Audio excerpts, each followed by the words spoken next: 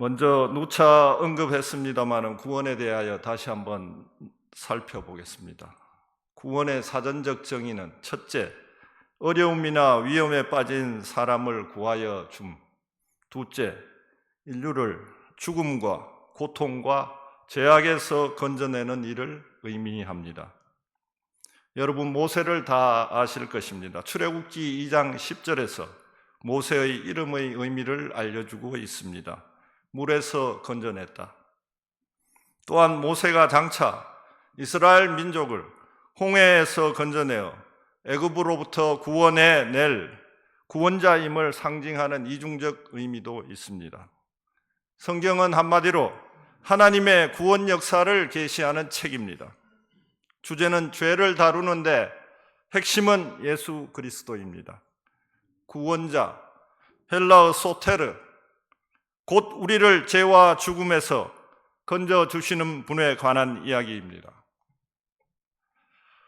바울은 에베소에서 3년간 말씀을 가르쳐 주변 교회들을 개척했는데 로마 감옥에 투옥된 62년경에 하나님께서 왜 그리스도 안에서 교회를 부르셨는지, 교회를 얼마나 사랑하시는지, 교회는 어떤 모습으로 존재해야 하는지에 대해 정교한 신학적 교리를 편지로 씁니다.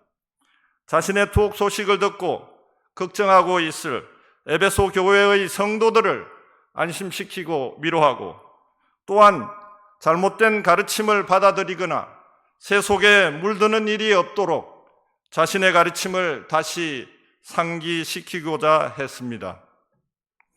그럼 오늘 본문으로 들어가겠습니다. 헬라어 원문 2장 1절은 그리고로 시작되는데, 이는 1장 20절 이하 그리스도 안에서 하나님의 능력이 하신 일들, 곧 죽은 자들 가운데서 다시 살리시고 하늘에서 자기의 오른편에 앉히시고 모든 이름 위에 뛰어나게 하시고 교회의 머리로 삼으신 일에 대해 설명이 계속되고 있음을 보여줍니다. 오늘 본문에서 사도 바울은 하나님이 그리스도를 통해 하신 일, 곧 구원을 통해 성도들의 구원받기 이전의 삶, 구원받은 삶을 명확하게 대조하고 있습니다. 본문은 세 덩어리로 나눌 수 있습니다. 첫째, 1절에서 3절, 구원받기 이전의 삶. 우리는 죄와 허물로 죽었다. 공중 권세 잡은 자에게 종노로 됐다. 육체의 욕심대로 살던 진노의 자식이었다. 둘째, 4절에서 9절, 하나님께서 이루신 구원. 이러한 우리를 그리스도와 함께 살리셨고 함께 일으키셨고 함께 앉히셨다. 이것은 하나님의 전적인 은혜이고 하나님의 선물이다. 셋째, 10절, 구원받은 후에는 하나님께서 미리 예비하신 선한 일들 가운데서 살아야 한다. 자, 그럼 본문 1절, 3절을 다시 한 번 더 합독하겠습니다. 시작.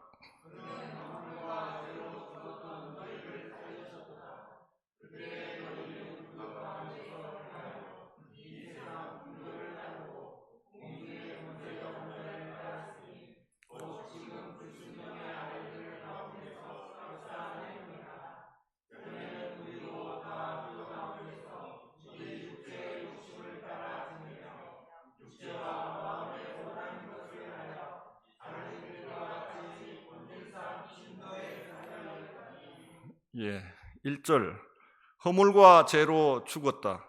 영적 죽음입니다. 원죄로 말미암아 하나님과 인간이 분리된 상태, 하나님과의 교제가 단절된 상태입니다. 생명의 근원인 하나님을 떠난 사람은 생명이 있을 수가 없습니다.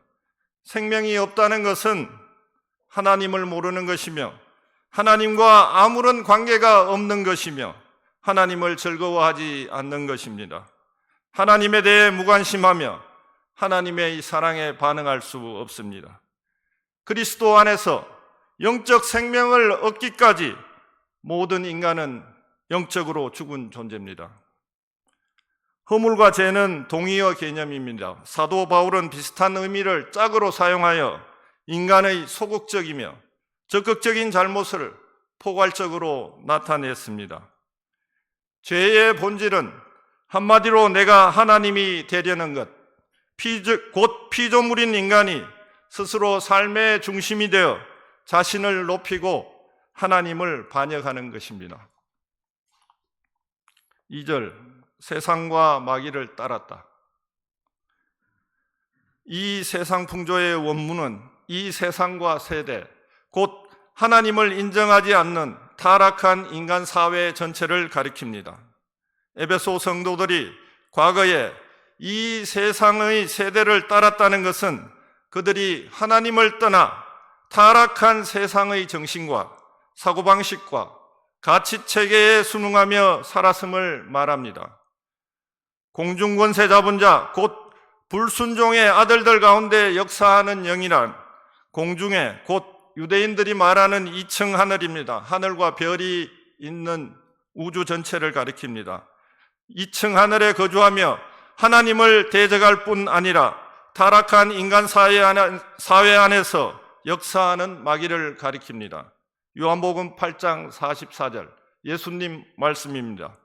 너희는 너희 아비 마귀에서 났으니 너희 아비의 욕심대로 너희도 행하고자 하느니라. 그는 처음부터 살인한 자요 진리가 그 속에 없으므로 진리에 서지 못하고 거짓을 말할 때마다 제 것으로 말하나니 이는 그가 거짓말쟁이요 거짓의 아비가 되었습니다. 요한일서 3장 8절 죄를 짓는 자는 마귀에게 속하니 마귀는 처음부터 범죄함이라. 3절 육체의 욕심을 따라 마음에 원하는 것을 하여 본질상 진노의 자녀였다. 여기에서 육체 헬라어 사르커스는 하나님의 영을 떠난 인간의 더러운 본성 전체를 말하며 육체의 욕심이란 자기 중심적인 열망과 충동을 뜻합니다. 구약에서 이스라엘 백성은 하나님의 백성이었음에도 자기 중심적인 육체의 본성을 따라 살면서 끊임없이 율법을 어기고 하나님 뜻을 저버린 목이 뻣뻣한 백성이었습니다. 여기에서 마음, 곧 헬라어 디아노이아는 생각과 의향과 사고의 과정을 의미하는데 인간은 감정뿐 아니라 이성과 의지까지도 죄에 오염되어 있어서 육체나 마음이 원하는 것들이 모두 하나님을 거역하고 하나님을 반대합니다. 본질상 진노의 자녀라는 표현은 모든 인간은 원죄로 인해 태어나면서부터 하나님의 진노를 받아야 하는 존재임을 말합니다. 지나간 저의 30년 경찰 생활이 주마등같이 지나갔습니다. 세상의 가치, 성진을 쫓아 올인했던 한마디로 불나방 같은 삶이었습니다. 마태복음 20장 오후 7시에 포도원 품꾼으로 들여보내주신 포도원 주인 선하신 하나님의 은혜에 감사를 드립니다.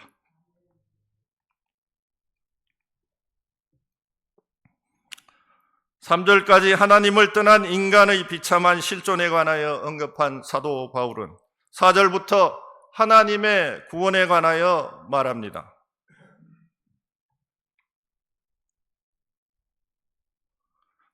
4절에서 6절까지 합독하겠습니다. 시작.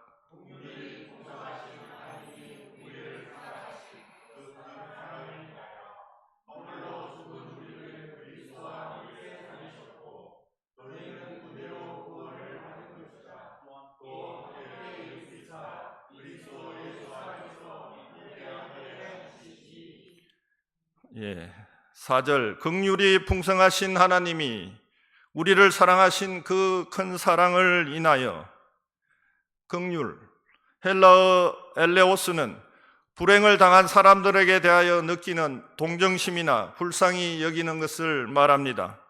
하나님은 인간의 비참한 모습, 곧 죄와 허물 때문에 영적으로 죽은 데다 마귀의 세력에 짓눌려 자신을 구원할 능력이 전혀 없는 인간의 불쌍한 모습을 보고 하나님은 가슴 아파하며 눈물을 흘리고 계십니다. 하나님이 우리를 사랑하신 그 큰 사랑을 인하여 바울은 동사 사랑하다와 더불어 사랑이라는 명사를 많은 큰 깊은 뜻의 형용사를 함께 사용하여 하나님의 사랑의 위대함을 강조합니다.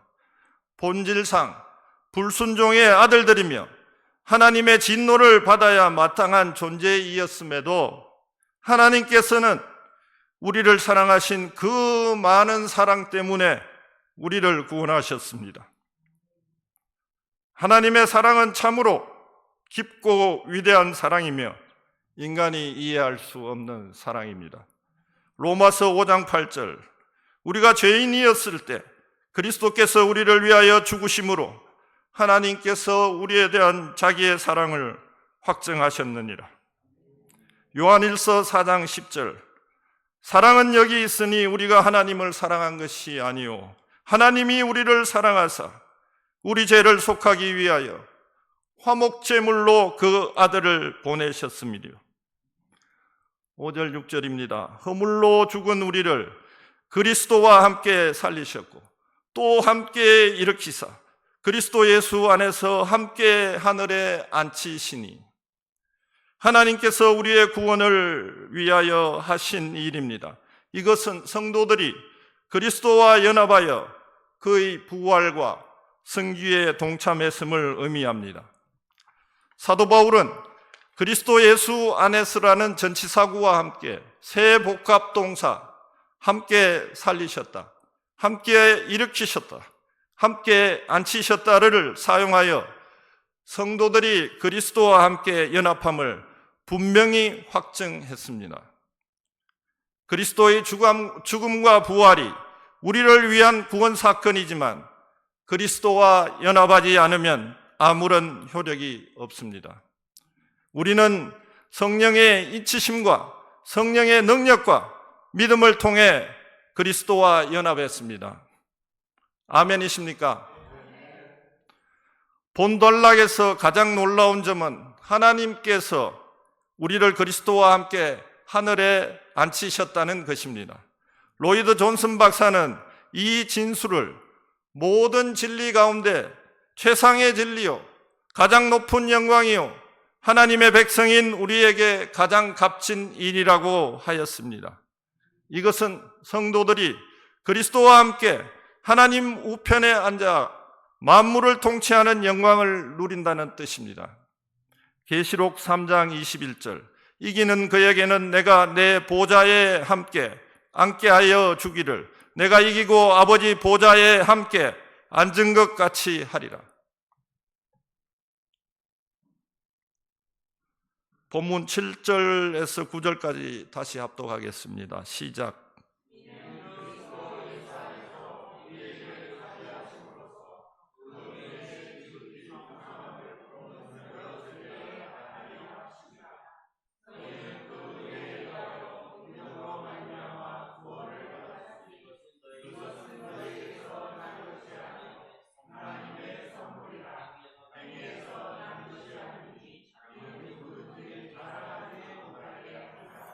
네.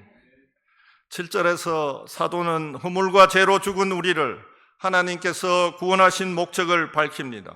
우리에게 베푸신 풍성한 은혜를 오는 세대에 입증하기 위한 것입니다. 핵심 단어는 은혜인데 하나님께서 조건 없이 주시는 큰 사랑으로 무조건 자식에게 베푸는 부모의 은혜로 설명될 수 있습니다. 수혜자인 인간 편에서는 하나님의 은혜를 거저 받는 것 같지만 하나님 편에서 볼 때는 은혜란 구원받을 자격이 전혀 없는 사람들에게 베푸신 자기 희생적 사랑입니다. 아무 자격이 없는 자들을 구원하시려고 하나님께서는 자기 아들을 아끼지 않고 내어주는 엄청난 희생을 치르셨는데 이것이 바로 값비싼 은혜입니다. 그리하여 구원받은 성도들 개개인과 지구상에 많은 교회가 존재한다는 사실 자체가 하나님의 은혜의 풍성함을 입증하고 있습니다. 하나님은 이 용서받은 반역자들의 공동체인 교회를 그의 선하심을 드러나는 최고의 글작품이 되게 한 것입니다. 8절, 너희는 그 은혜에 의하여 믿음으로 말미암아 구원을 받았으니 이것은 너희에게 난 것이 아니요 하나님의 선물이라. 사도 바울은 5절에서 글의 맥을 끊으면서까지 갑작스럽게 너희는 은혜로 구원을 받았다라고 외쳤습니다. 그는 심판을 받아야 마땅한 이방 죄인들에게까지 구원의 은혜를 베푸신 것에 감격해 8절에서 다시 한번 너희는 그 은혜에 의하여 구원을 받았으니 라고 기쁨에 넘치는 탄성을 외칩니다. 믿음은 하나님께서 예수 그리스도를 통해 이루신 구원의 사건에 대한 성도들의 인격적 반응입니다. 곧 구원 사건을 받아들이는 것입니다.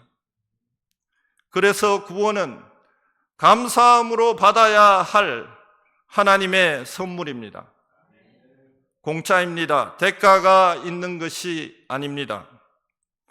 구원을 받았으니 헬라어 동사는 현재 완료 시제입니다. 곧 성도들은 이미 구원을 받았으며 지금도 계속 구원을 누리고 있는 상태를 표현합니다. 구원의 현재성을 강조한 것입니다. 9절, 행위에서 난 것이 아니니 이는 누구든지 자랑하지 못하게 함이라. 구원은 결코 사람의 행위에서 날 수 없습니다. 죄와 허물로 죽은 사람이 어떻게 자기를 구원할 수 있겠습니까? 따라서 그 누구도 자신이 받은 구원에 대하여 자랑할 수 없습니다.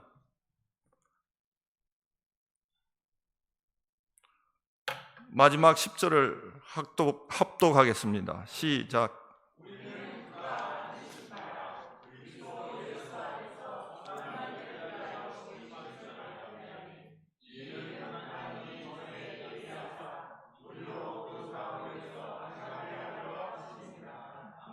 네, 만드신 바에 해당하는 헬라어는 포이에마, 곧 하나님께서 지혜와 능력으로 만드신 작품이라는 뜻입니다.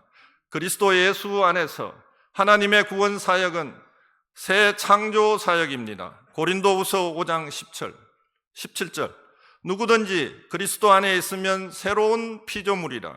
이전 것은 지나갔으니 보라 새 것이 되었도다. 우리를 당신의 작품으로 창조하신 목적은 구원받은 우리로 선한 일을 행하게 하려 하신 것입니다. 선한 일들은 하나님의 속성인 의와 거룩과 사랑의 삶을 행하는 것입니다. 우리 삶 전체가 하나님을 본받는 삶이 되어야 하고 우리를 위해 자기를 버리신 그리스도를 따라 사는 삶이 되어야 합니다. 마태복음 5장 16절, 이같이 너희 빛이 사람 앞에 비치게 하여 그들로 너희 착한 행실을 보고 하늘에 계신 너희 아버지께 영광을 돌리게 하라. 어떤 작품이든지 만든 사람의 솜씨를 드러냅니다. 하나님께서 창조하신 우주 만물도 창세로부터 그의 보이지 아니하는 것들, 곧 그의 영원하신 능력과 신성을 분명히 드러냅니다. 시편 19편 1절, 하늘이 하나님의 영광을 선포하고 궁창이 그의 손으로 하시는 일을 나타내는도다. 구원받은 성도들과 교회는 하나님의 작품으로서 선한 일들을 행함으로써 하나님의 능력과 지혜를 드러내야 합니다. 자, 오늘 말씀의 결론입니다. 첫 번째, 우리를 구원하신 하나님의 은혜의 지극히 풍성함을 깊이 묵상하고 감사드리자. 우리의 내면 깊은 곳에 자리 잡은 탐욕과 자기 중심성을 주목해야 합니다. 우리는 구원받기 전에 허물과 죄 때문에 영적으로 죽은 존재였고 세상을 따르며 공중권세 잡은 악한 영의 종로로 닫은 존재였고 육체의 욕심대로 살면서 창조주 하나님을 부정하던 죄인들이었습니다. 그래서 하나님께 심판받아야 마땅한 본질상 진노의 자녀들이었습니다. 그런데 하나님은 이런 우리를 어떻게 대해 주셨습니까? 우리를 심판하지 않으시고 도리어 긍휼히 여기셨습니다. 우리를 위하여 자기 아들을 내어주시고 십자가에 죽게 하셨습니다. 허물과 죄로 죽은 우리를 그리스도와 함께 살리시고 그와 함께 일으키시고 심지어 그와 함께 하늘에 앉히시기까지 하셨습니다. 이렇게 하여 하나님은 당신의 은혜의 풍성함을 넘치게 보여주셨습니다. 두 번째, 우리는 하늘에 앉은 영광스러운 존재다. 육신의 눈으로 볼 때 감옥에 갇혀 있는 사도 바울의 모습은 초라하고 비참하기 짝이 없습니다. 에베소 교회의 이방인 성도들의 모습 또한 다르지 않았습니다. 그러나 바울은 하나님께 영감받은 사도로서 성도들이 그리스도와 함께 하늘에 앉아 왕노릇하는 존재임을 확신에 찬 음성으로 선언합니다. 그런데 성도 중에는 자신이 이런 영광스러운 존재라는 것을 알지 못하는 사람들이 많습니다. 자신이 하늘에 속한 사람이라는 믿음도 없고 자부심도 없이 불신자들과 크게 다를 바 없이 살아가는 안타까운 상황입니다. 하지만 우리가 아무리 초라하고 보잘것없어 보인다 할지라도 그리스도 예수 안에 있다면 우리는 지금 그분과 함께 하늘에 앉아 있는 것입니다. 하나님께서 그리스도 안에서 우리를 이런 영광스러운 존재가 되게 하셨고 또 이런 존재로 대우해 주시기 때문입니다. 셋째, 우리는 선한 일들을 위하여 지음받은 하나님의 작품이다. 성도들이 선한 일들을 하는 것은 성도 개인과 교회가 하나님의 작품, 곧 새로운 피조물임을 입증하는 것입니다. 반면에 성도들이 선한 일을 하지 않은 것은 하나님이 창조하신 존재라는 사실을 스스로 부인하는 것입니다. 우리가 선한 일들을 위해 지음받은 하나님의 작품이라는 사실은 불신자나 다른 종교인들보다 선한 일들을 더 열심히 해야 한다는 것을 일깨워줍니다. 가난한 이웃을 구제하고 고통당하는 사람을 돕는 일, 전쟁으로 고통당하는 이들을 돕는 일, 자연을 보호하고 환경오염을 막는 일, 정의롭고 평화로운 세상을 만드는 일들이 우리 그리스도인들이 마땅히 해야 할 선한 일들입니다. 하나님께서는 예루살렘 교회의 성도들이 온 백성에게 칭송을 받을 때 구원받는 사람을 날마다 더하셨습니다. 오늘날도 성도들이 선한 일들을 열심히 하여 칭송받을 때 하나님께서는 구원받는 사람을 날마다 더할 것입니다. 교회의 진정한 부흥과 성장은 복음 전파와 함께 선한 일들을 행할 때 가능한 것임을 결코 잊지 말아야 합니다. 다 같이 오늘 말씀을 기억합니다.